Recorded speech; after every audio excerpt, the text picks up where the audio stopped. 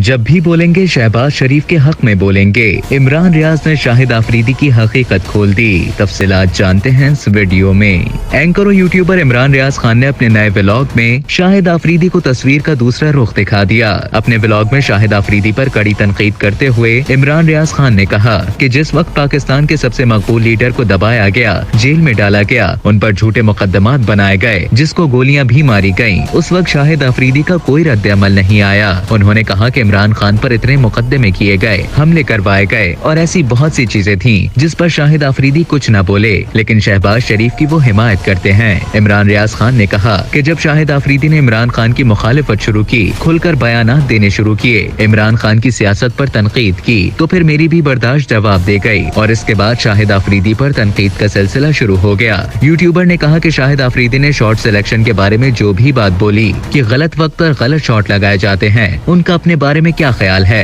वो तो अक्सर ऐसा करते हैं। एक बार इसी सब में एक यादगार शॉट मारकर मैच जितवाया भी था, लेकिन उसी शाहिद आफरीदी ने बहुत सारे मैच हमारे मुल्क को हरवाए भी थे और वो भी सिर्फ और सिर्फ एक गलत शॉट खेलकर। इमरान रियाज खान ने कहा कि ये जो उनका हीरोगिरी का स्टेटस है वो उन्हें नहीं लगाना चाहिए था। ऐसी चीजों से इज्तनाब करना चाहिए था जिससे लोगों का दिल दुखे। उन्होंने कहा कि आप शाहिद आफरीदी को कभी जुल्म या जबर के खिलाफ बोलते हुए नहीं देखेंगे। यह ऐसा शाज़ो नाज़िर ही होगा कि शाहिद आफरीदी किसी ऐसी चीज के बारे में बात करे जहां लोगों के साथ ज्यादती हो रही हो। वो जब भी बोलेंगे शहबाज शरीफ के हक में बोलेंगे, PMLN के हक में बोलेंगे और इमरान खान के खिलाफ बोलेंगे।